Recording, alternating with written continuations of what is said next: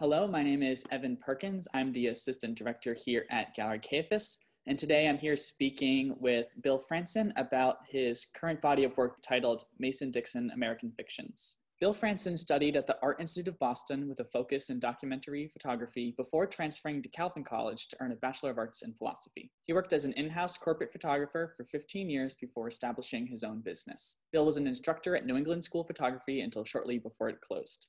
For the past 10 years, he's also been a professor of photography at Gordon College. In January of 2019, he presented Mason-Dixon American Fictions in a public lecture at the DeCordova Museum. His work is held in numerous public and private collections. Mason-Dixon American Fictions is on display here at Gallery Kayafas through November 28th. In this work, Franson has spent the last 5 years photographing the areas of Pennsylvania, Maryland, West Virginia, and Delaware that border the Mason-Dixon line. These towns, fields, businesses, and homes surrounding the line provide a glimpse into the lives of those who inhabit these spaces. Franson writes, "I'm spinning circles above and below the line, poring over maps for curious names of towns, sniffing the wind for revelatory suggestions of original intent, evidence of human fortune, misadventure, and borderland whimsy." Bill, thanks for taking the time to sit down with me and chat today. To start off, what was your initial interest in photographing this area of the country? What may have drawn you to it originally? I was originally attracted to it coming back from visiting my older son who was studying in North Carolina. And I realized that the Mason-Dixon line pre-existed the Civil War by about 100 years, which I found startling. I think most of us make an assumption that Mason-Dixon line was a Civil War specific line drawn in the country. But in fact, the Mason-Dixon line pre-existed by 100 years. And I found that really fascinating. That part of history is largely unrecognized, except for perhaps the people who live along the line. Something I've realized about myself, especially lately during COVID, is that I'm the kind of photographer who needs to be out and looking. And so I was fascinated by this chunk of history and was drawn to exploring it. That opened up pretty immediately to what that world looked like and how it compared to my world north of Boston. Over the years, you spent your time photographing these areas. At any point, did you revisit towns or find something interesting that drew you into a specific area and then you revisited and re-examined and end up spending a little bit more time in more specific areas? So over 5 years, I found that places that I visited just needed to be looked at again. What I found was certain cities or towns were areas where I would choose as a launch point. As you quoted from my website, my circling above and below the line, I would camp out at a hotel and literally run circles around it above and below the line, going back to areas that I felt like, well, I need to see this again. There are certain towns that I think I've been to multiple times, 4 or 5 times, just to see what I missed, see how it looks now. And I just think time in general plays a factor as well. Absolutely. Visiting any place 5 years apart from itself, there's bound to be some type of change in the landscape or even just the essence of a place in addition to that as well. Mm-hmm. Seeing this, one of the pictures that we have on the screen here, there's a lot of intimate portraits of people that you may have met on these trips. And I wonder, how did you approach doing that? What kind of conversations or dialogue did you have with these people? Maybe what did you learn from them? Initially, at the beginning of the project, I didn't really feel drawn to make portraits. I think my first trip, I shot 1 or 2, but I never felt like these are going to be a part of the project at all. But every time I visited the line, I would, bump into somebody on the street or at their business.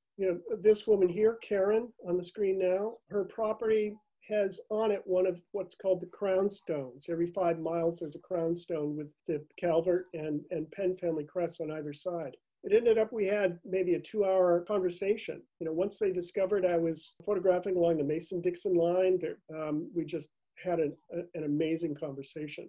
Karen, I visited twice. First time, that first initial go with the conversation and the photographs on their property, I thought went well. I went back to give them prints because I was in the area, but also just to talk to Karen more.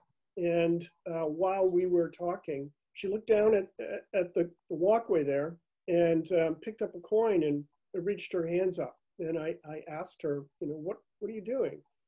And she told me that her son died from leukemia, but also that she takes that coin and offers it up to her son. I asked her to repeat that gesture. And that's how this portrait came about. It's a really interesting and engaging gesture. It's almost seems like this offering to the heavens or something along those lines. And seeing some of the work in the show, there are mentions of whether it may be religion or different symbols that identify larger themes or ideas greater than oneself. And I wonder how maybe some of these themes play into the work and how the people that you're photographing experience them or may have talked to them about, if you had any insight onto that as well. In terms of symbols, first of all, I try to be very aware of the symbols, flags, crosses, text, religious text. But, it was something that I saw over and over and over again. And I felt like, well, that's a part of this world and I can't ignore it. And I think particularly with this image here as well, talking about symbols, this image is, the removal or the lack of a symbol, the remnants of a statue taken down. And it kind of changes the tides a little bit on what we were just talking about, having there be included symbols. And now there's slowly being this removal of them. That's also something that's been relevant. If similar themes like this, did you experience them as well? And if you could kind of touch on this picture a little bit here. Yeah, I was actually on the road when I heard that the statues in Baltimore, the 4 Confederate statues, had come down in the middle of the night. And I thought, well, I have to go to Baltimore. It was actually really fascinating to be in Baltimore and hunt down these 4 Confederate pedestals.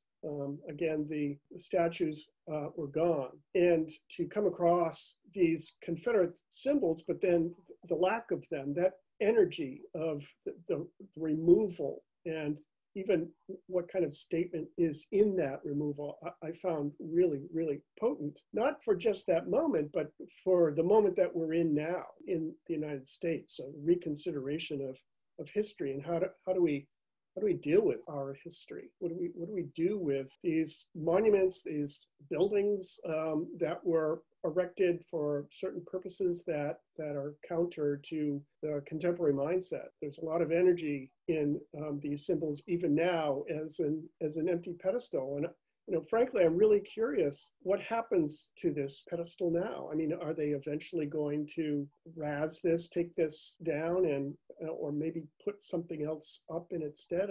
There are a lot of questions around it.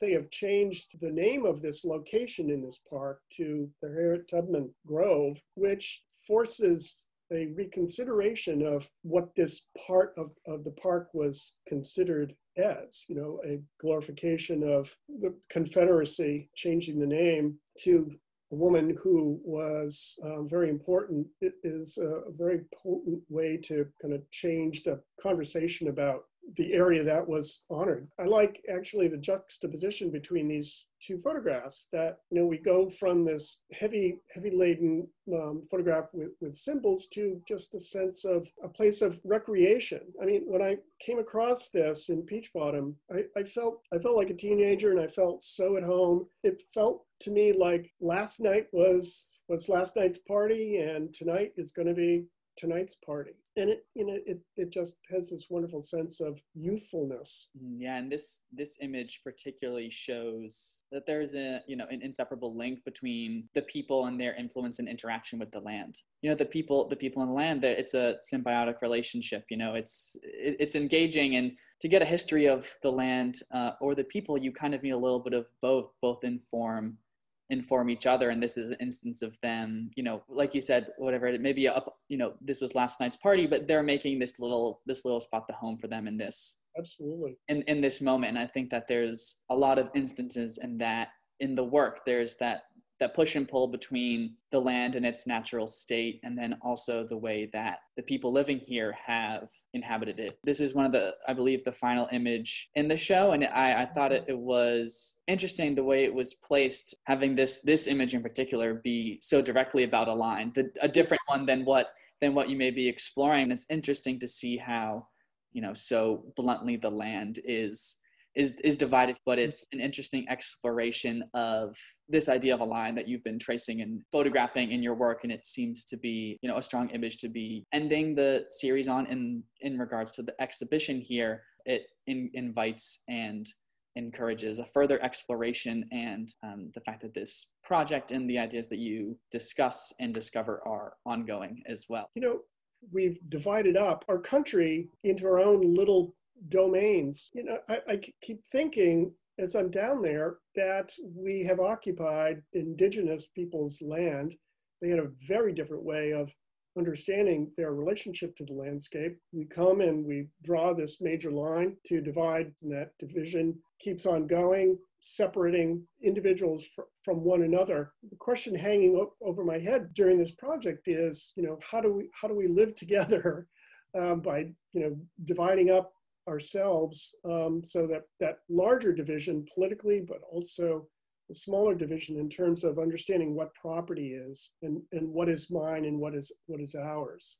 Given the state of where we are in the United States right now, but also where I am in terms of the project. 5 years, is this project done? Is there more to explore? Do I move forward? Do I keep going with this project? And I think I've come to the conclusion that I am, once travel is safer, to continue this exploration, because I feel like I think there's more to come in the project. Also the fact that the work will never be over just because the ideas that you're exploring, as well as the place, it's going to change as quickly as time moves along as well. It'll always be in flux, and that's kind of the nature of things. Yes, it is. Well, Bill, thank you for taking your time to share your work with us today. Hopefully, when travel is safer, there'll be new images for us to see as well. And for those who are interested in the work and want to stay up to date with your work, where can we see it? Where's the best place to follow you and your work moving forward? I'll be adding images to the website. I think at this point, that's probably where new work will reside. For everybody that is interested in seeing the work, it's up on display until November 28th. So hopefully we can see you all here. Thank you, Bill.